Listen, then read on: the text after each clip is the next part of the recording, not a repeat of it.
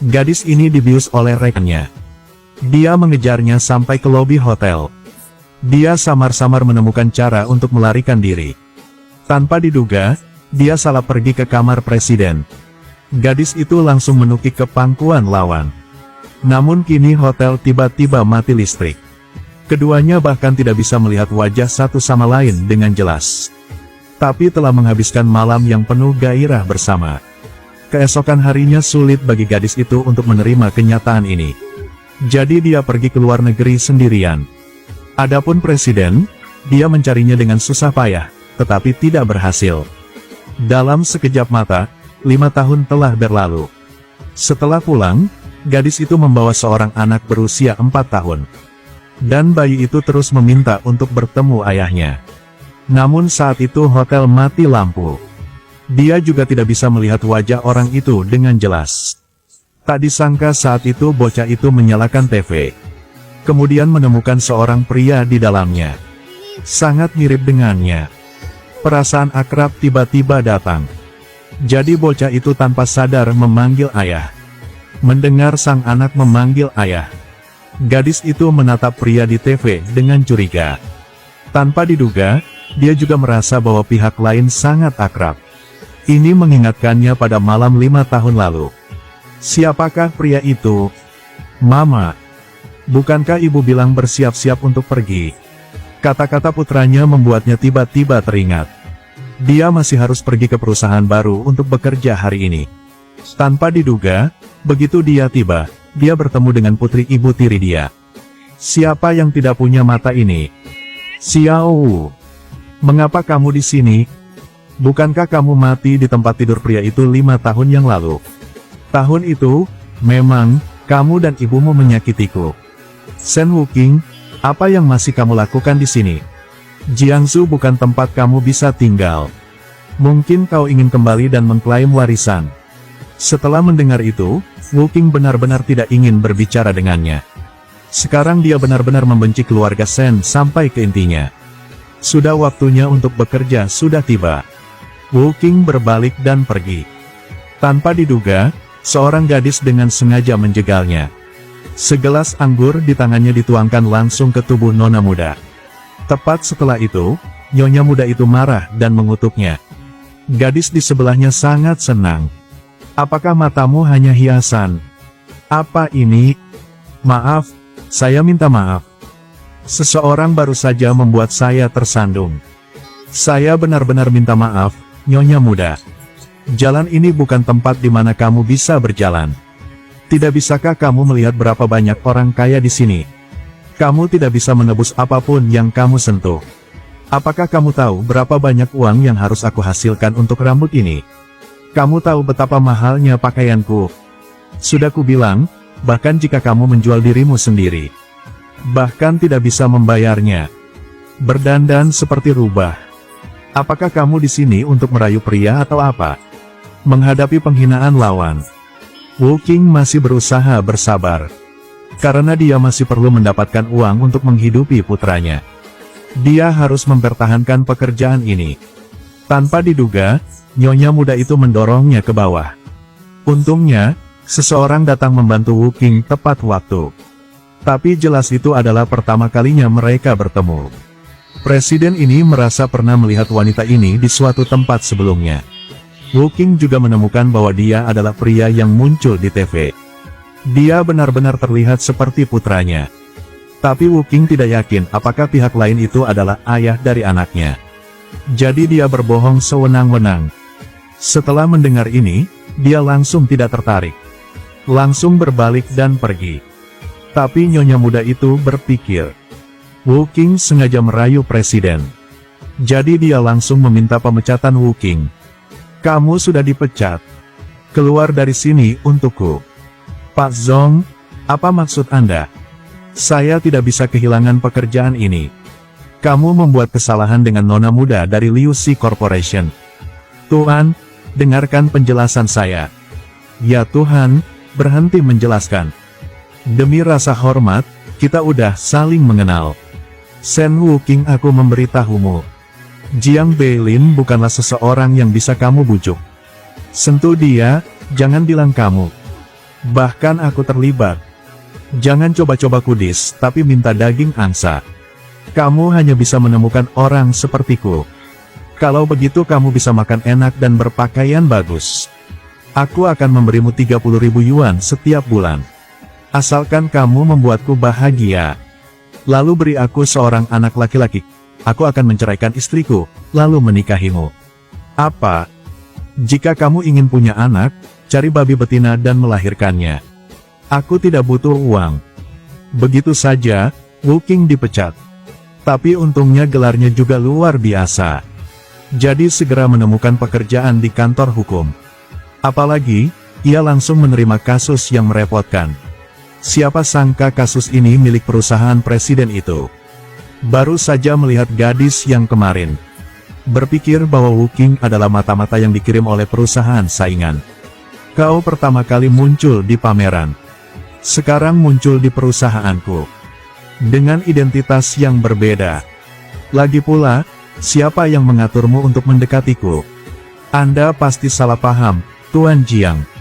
Aku hanya kekurangan uang. Lakukan saja beberapa pekerjaan tambahan. Namun, Presiden mengira dia adalah orang yang punya banyak skema. Segera minta kantor hukum untuk mengubah orang.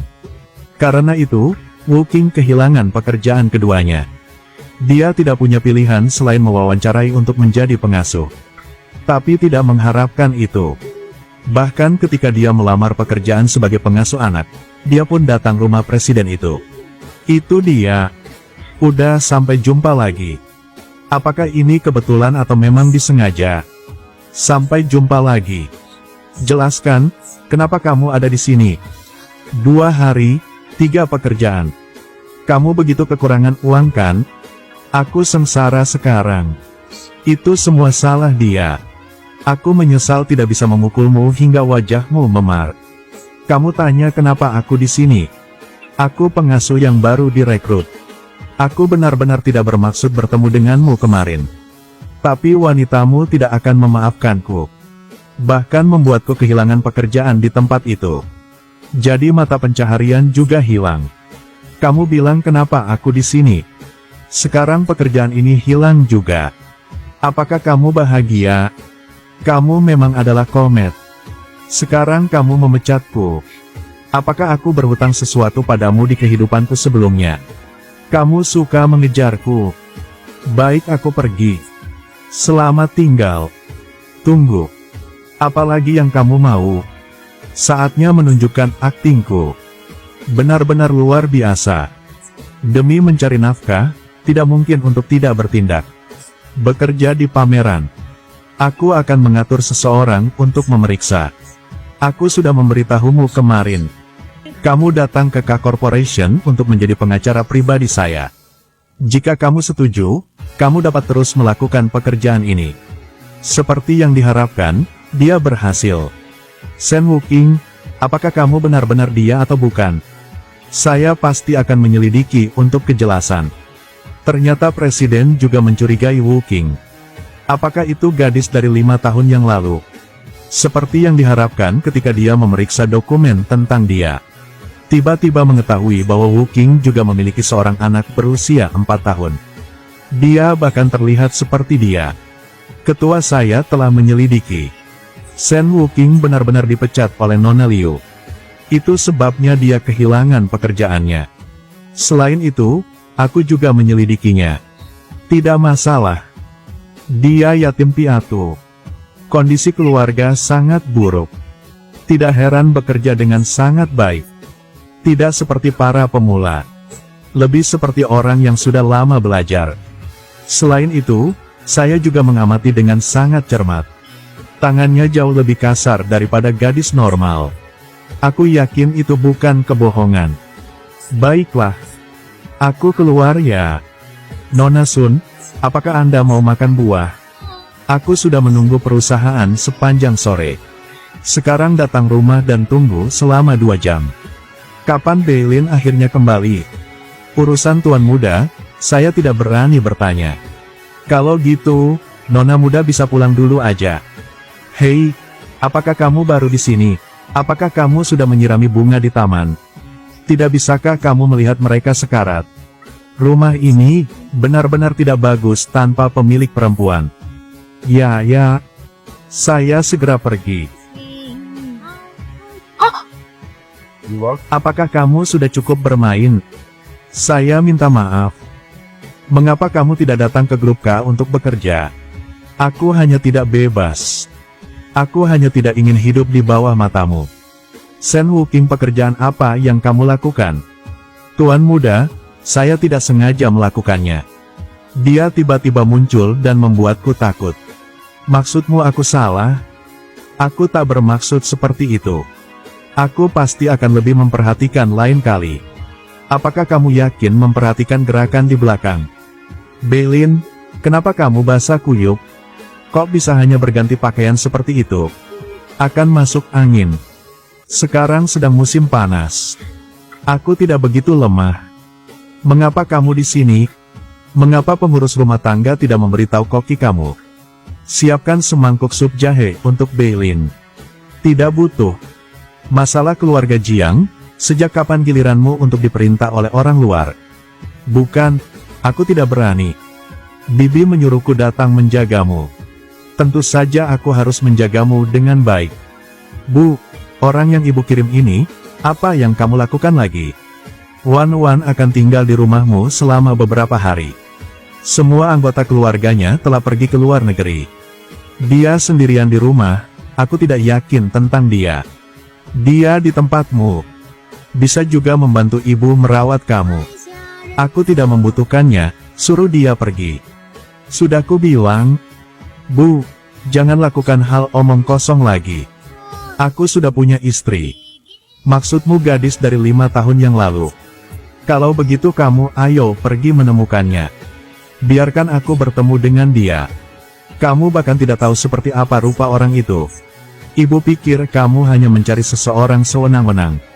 Hanya untuk menipu ibumu, kan? Oke. Tuan Sen Wuking kembali. Saya masih memiliki pekerjaan yang harus dilakukan. Katakan padanya untuk memberikanku telepon aku. Iya. Berhenti. Cepat memberikan telepon kepada Tuan Muda. Ini barang Anda. Cara kamu berbicara tidak memiliki aturan sama sekali. Saya di sini untuk bekerja, bukan untuk menjadi pelayan. Tidak patuh. Bukan Tuan. Saya akan segera belajar. Sen Wuking, aku memperingatkanmu. Jangan mengandalkan dirimu yang cantik, lalu merayu Beilin. Bahkan tidak melihat ke belakang untuk melihat apa identitas kamu.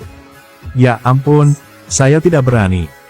Pengurus rumah menyuruh saya untuk memberinya telepon. Saya juga tidak ingin pergi. Jangan berpura-pura lagi. Jangan berpikir aku tidak tahu apa yang kamu lakukan. Nanti, jauhi Beilin sebentar. Apakah kau ingin naik ke tempat tidurnya? Jangan bermimpi. Jangan salahkan aku karena tidak mengingatkanmu. Ada seorang wanita sebelumnya. Tidak tahu bagaimana hidup atau mati, dia ingin naik ke tempat tidurnya. Akhirnya dibuang keluar. Jika kau berani memiliki niat dengannya, maka jangan lakukan pekerjaan ini lagi. Andai saja Anda menyukainya seperti itu. Ayo ikat dia di pinggang Anda. Dengan gitu Anda bisa nyaman. Kau, ini peringatan. Jika ada waktu berikutnya, aku tidak akan bertindak lembut seperti itu. Dia juga tidak keluar dan mendengar dan melihat. Siapa yang berani menyinggung aku? Mengandalkan pengasuh kecil sepertimu tidak sepadan. Tonton hingga kini, ayo kita suka dan bagikan. Untuk menonton wanita ganas ini. Apa yang dia akan lakukan untuk mendapatkan Beilin? Dan apakah Beilin dan Wuking saling mengenali? Dan tinggal bersama atau tidak? Mari kita tunggu bersama ya. Baiklah, sampai jumpa lagi.